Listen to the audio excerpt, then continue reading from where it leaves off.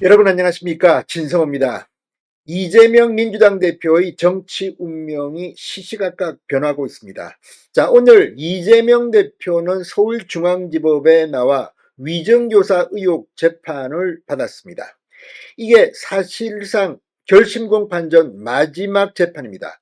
오늘 검찰은 이재명 대표가 과거 이 전 성남시장 비서 김진성 씨와 한 녹음 통화 내용을 다 틀었습니다. 처음에는 일부를 틀었는데 재판장이 전부 다 틀자 10분이면 되겠냐 그러자 검찰 30분입니다. 다 틀었다고 합니다.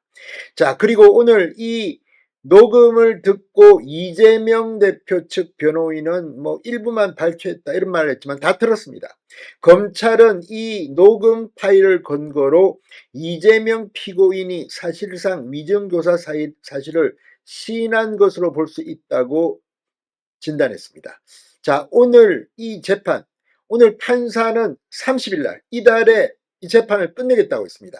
결심 공판, 그러니까 이재명 대표에 대한 검찰 신문, 그리고 검찰 구형, 최후 진술을 다 듣겠다는 겁니다.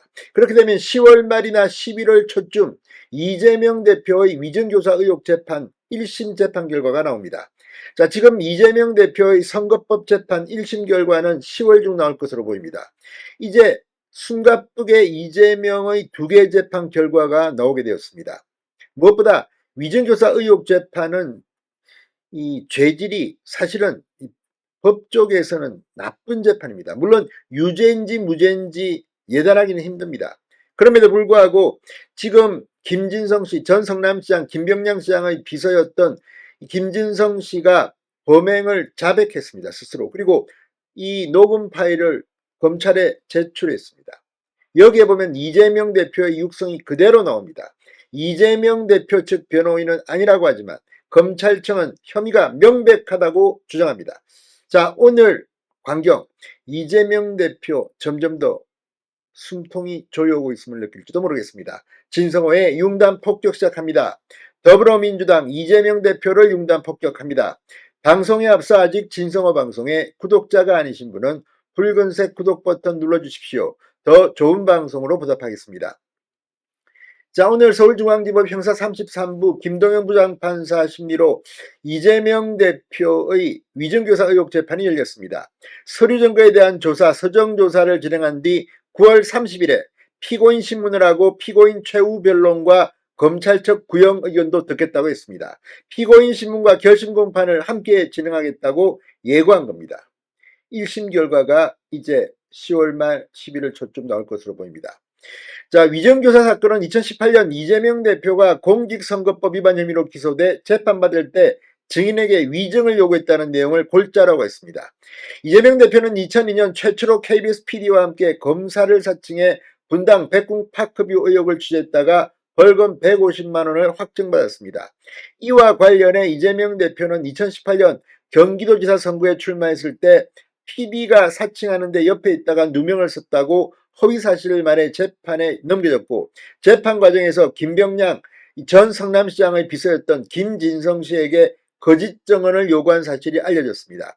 이 대표와 김진성 씨는 각 작년 10월 각각 위정교사 및 위증 혐의로 기소됐습니다.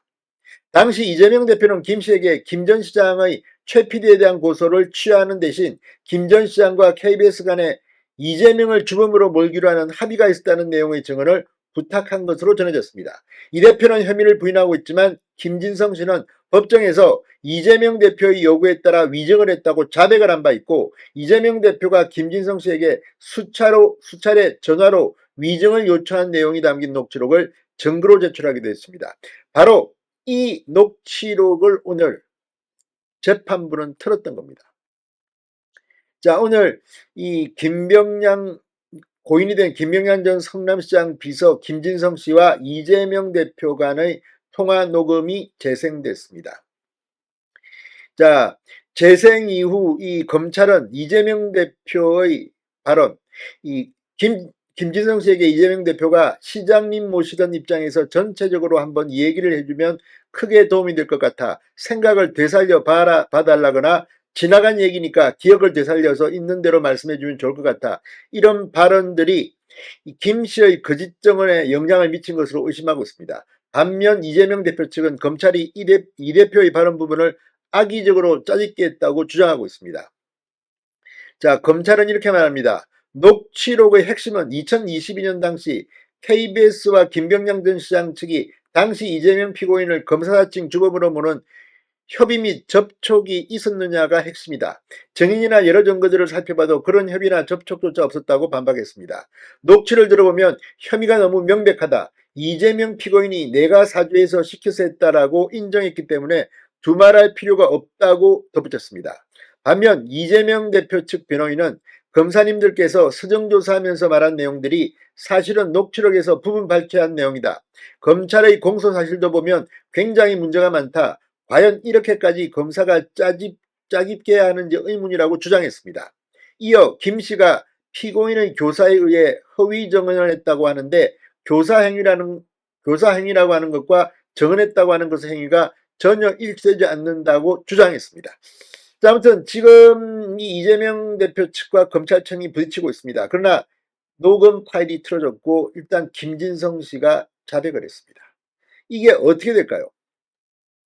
자, 지금 이 건은 이 경기도지사 TV 토론, 방송 토론에서 나왔던 이 발언에 대한 겁니다. 자, 만약에 위증교사 의혹에 대해서 재판부가 유죄를 판단한다면 이재명의 정치 생명은 또 한 번 크게 요동칠 것으로 보입니다.